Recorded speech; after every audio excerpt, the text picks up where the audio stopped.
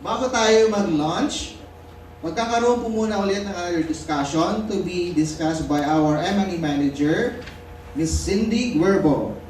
It is about the Integrated Human Development Plan. Practical pala po. Sige, thank you so much. Thank you, Arman. Excited po si Arman mag-planning. Okay, sige lang po, bibigyan po namin ng time.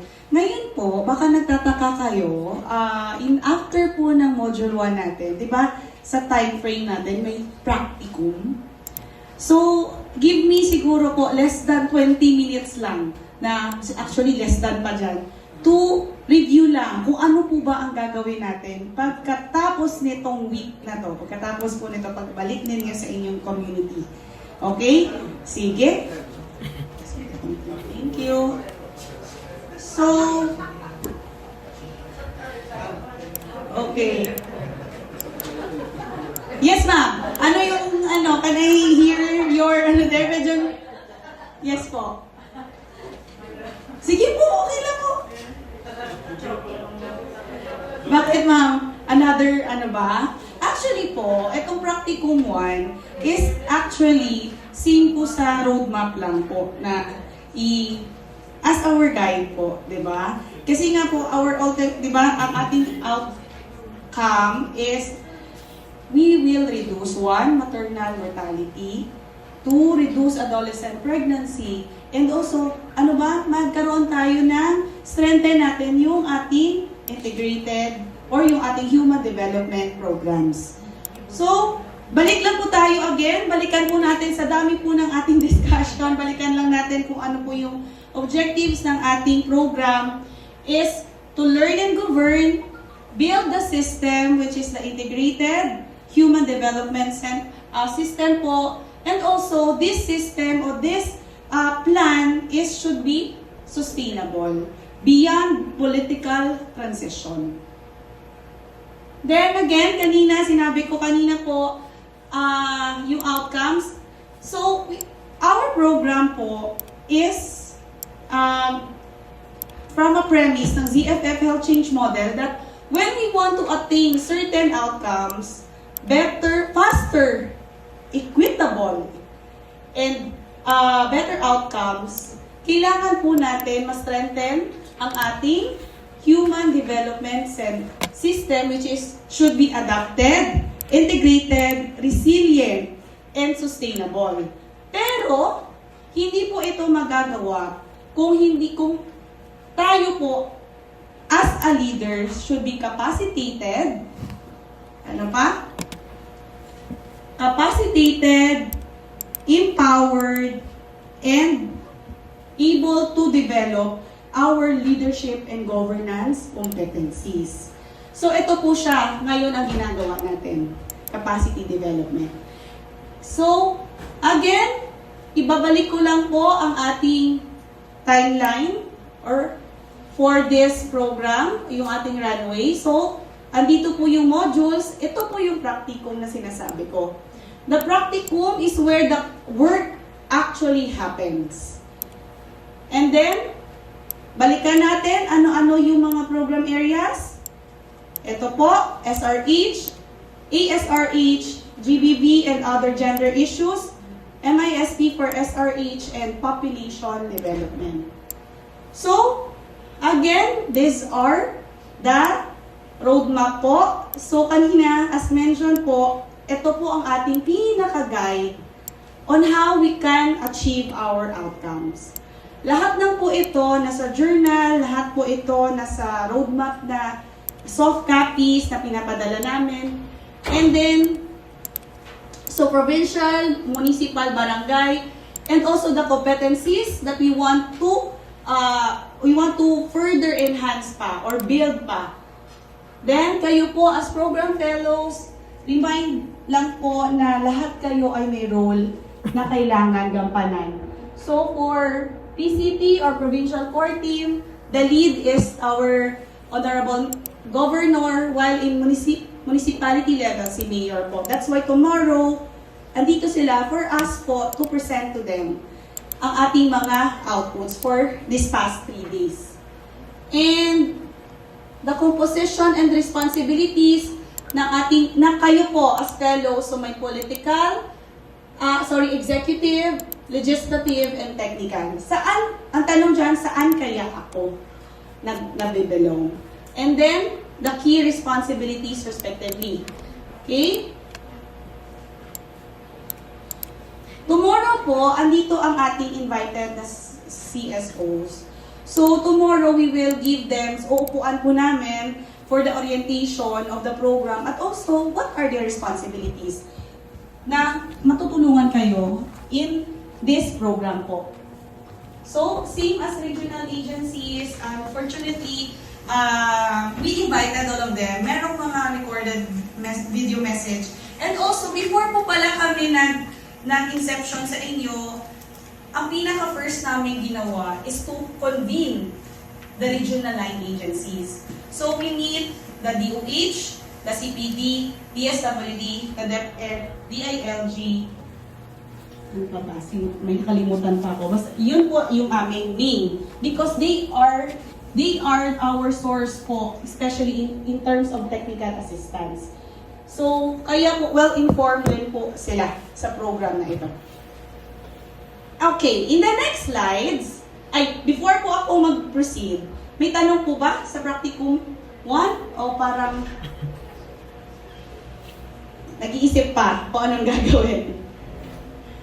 So, for us po, si Armand ang naka-assign po dito na Provincial Account Officer. So, he will be the one, as the name implies, accountable for all of you, na if ever po may tanong kayo, like, example, kahit technicalities na gusto nyong may follow-up questions or references like Doc GP, you can approach him or chat him. Nandun po din po ako kasi sa GC. And also, as much as possible, monthly, he will visit you po.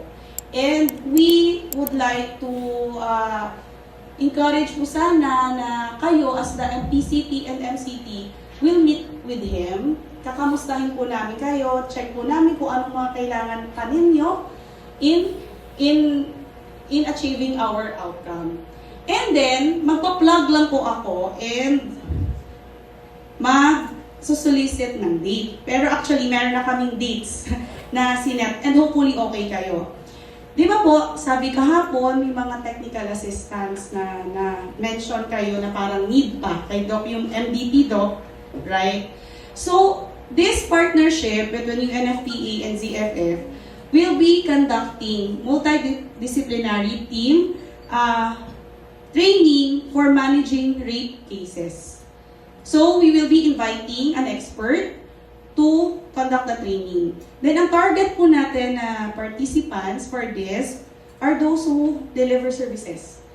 The PNP or the WCPD, the SWD, syempre po, the health worker who's also related, yun yung ginagawa, and DRRM, and also CSO.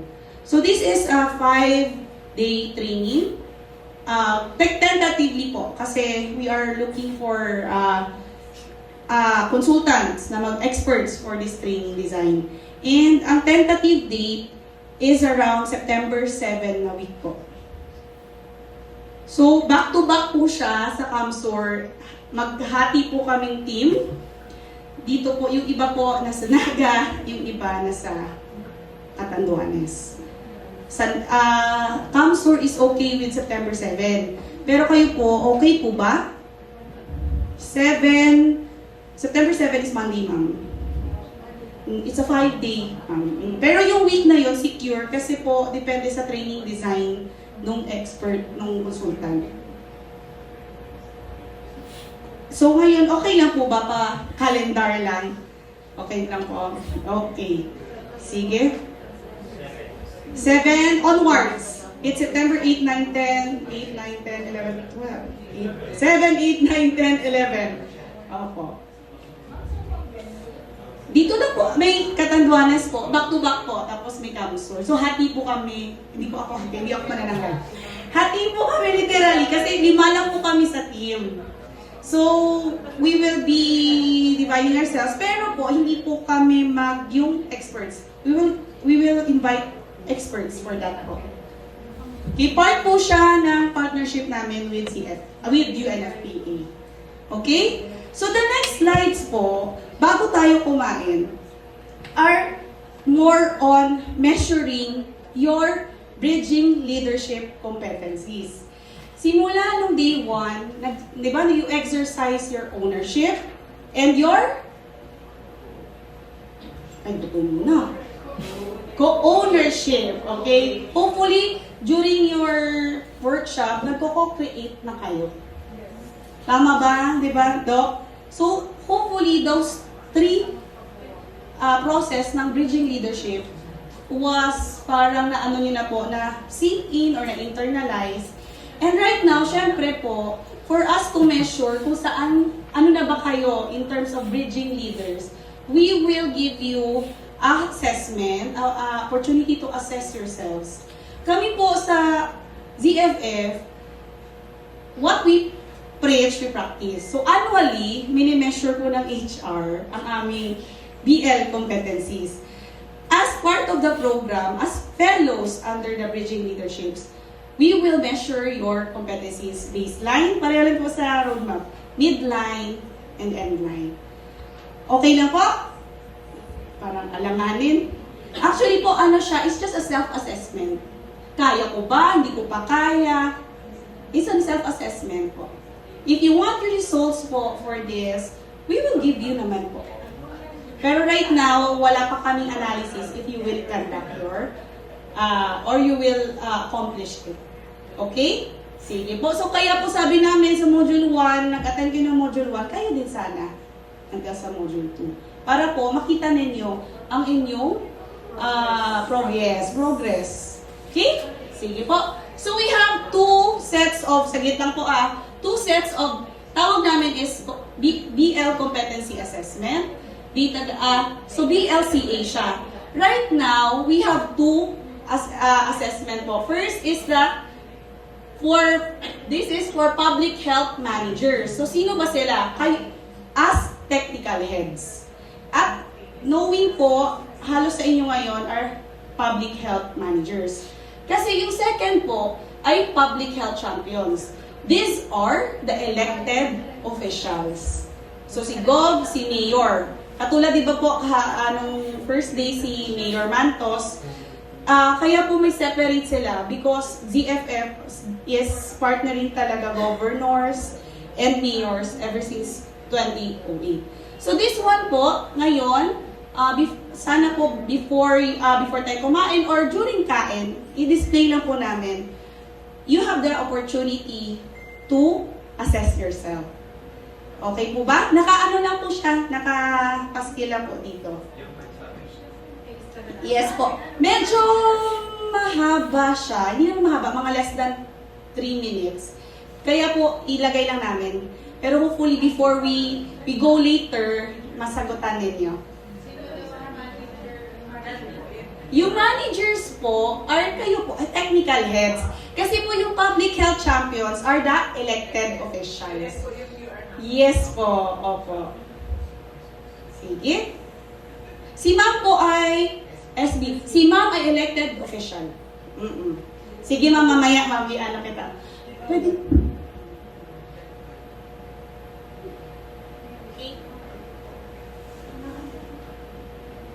Sige, 5 minutes or gusto niyo na po bang kumain? 5 minutes, assess muna. Okay, sige po. So, thank you very much. After po ng ating lunch ay ating planning na. Thank you po. Arman, back to you.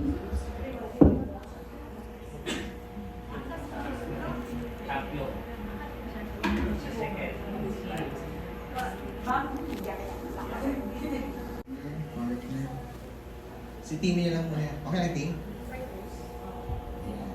Opo, dalawa lang po. Sige. So ngayon, ang mangyayari, ang gagawin po natin, ang tawag po nito ay top, play, and drop. Meron po ba? Sinabing top, tapos pag play, ilutuloy natin sa partner. And then drop. Halimbawa, sige. Sige. Kung halimbawa mag-grab siya, yun po yung talo. Okay, naintindihan po. Yun po yung laro natin ngayong hapon. Okay. So, tap. Pag sinabing tap, gano'n. Dapat circle siguro. Oh, sige sir, kasi konti lang naman sa Sino yung mag-grab? talo. Tapos alis doon sa, okay. Oo, dapat mag-escape. Sige, form na lang po ang circle. Sige, sa gitna na lang po ako. Okay na? Ayan. Pag sinabing tap, gano'n. Tapos, Sa right namin or left? dapat, gano'n. Pag sinabi ko, yun. Pag sinabi ko, tap, gano'n. Tapos, play, hilti-hilti mo yung tap. Tapos, grab. Tapos, kaya yung ayos doon sa circle, nag-grab na siya.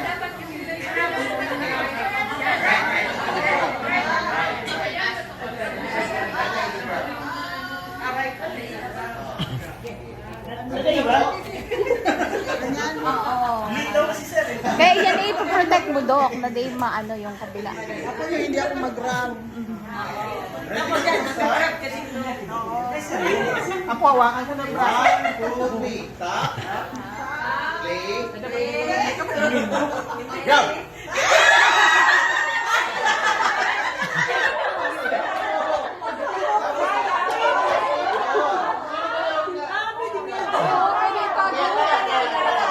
Ayaw talaga ito ang patalo.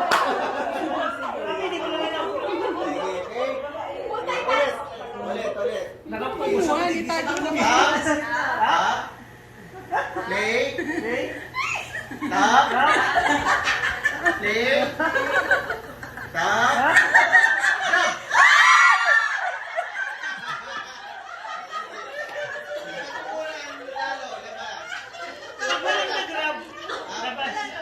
Hindi, bakit balik?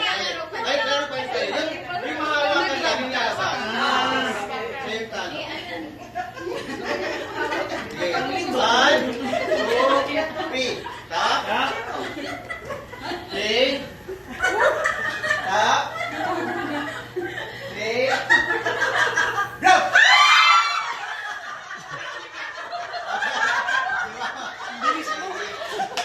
Sige, one more.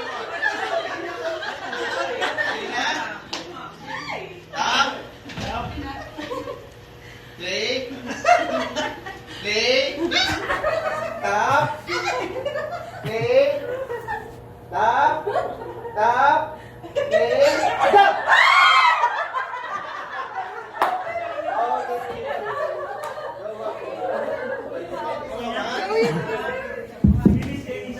Thank you so much po for your participation. So at least medyo nabuhayan na po ng loob. And natin... Sige, nag-enjoy po ba? Yes. Sige. So marami pa yan darating. Sige, thank you so much po, no? So, kung pwede, pa-chat na lang po yung ibang participants. Mamaya, chat ko po rin sila para makapag-start na po sana tayo for this afternoon session. Sige.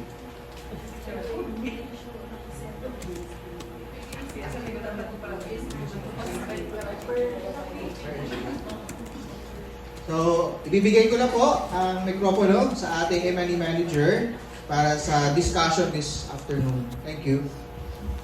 Okay. Okay pa po tayo? Gising na? Sana naman mapantayan ko yung energy na binigay niyo kay Arman sa energy ngayon. Okay? Para po fair, let's wait siguro mga ilang minutes lang sa ating mga kasama because this is a teamwork. We will co-create. Okay?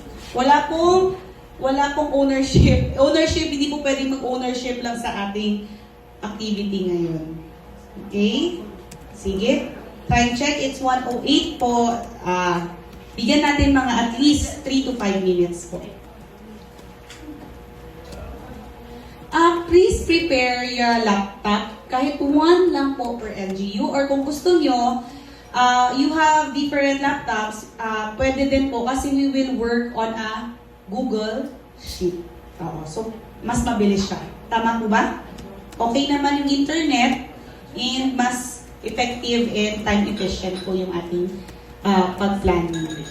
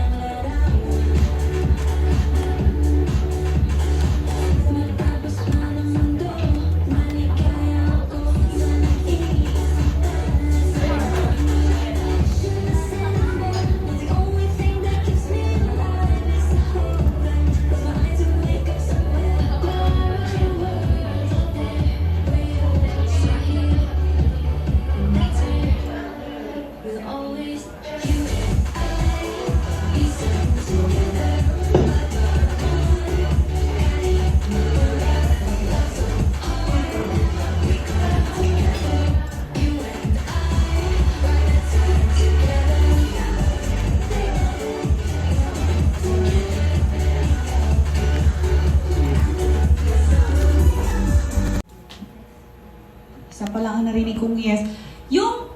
Anong ginawa ni Arman kanina? Hindi po, yung checking kung may energy pa ba. Ano nga ba yun, Arman? Check na check ba? Okay, sige. So before po tayo mag-workshop proper na ibalik ko sa inyo, we will just introduce ano po ba ang gagawing workshop or planning workshop natin. Okay? So this session po is the main output of this module. So today, lahat po ng pinag-usapan natin since day 1, nung day 1, anong ginawa natin? Nag-analyze tayo ng problema ni Maria. Case analysis. So alam natin kung ano ang problema, the fragmented system, the pathway. Ngayon, nalaman din natin kung ano yung integration, paano siya gagawin, at kung ano ang role po ninyo sa integration system. Ngayon, magtatanong lang po ako, ano po ba ang mga existing plans na ginagamit ninyo sa inyong respective LGUs? Ano po kaya yung mga yon? AIP? Okay? AIP? CDP, Comprehensive Development Plan. Ito ay 3 years, ma'am, no?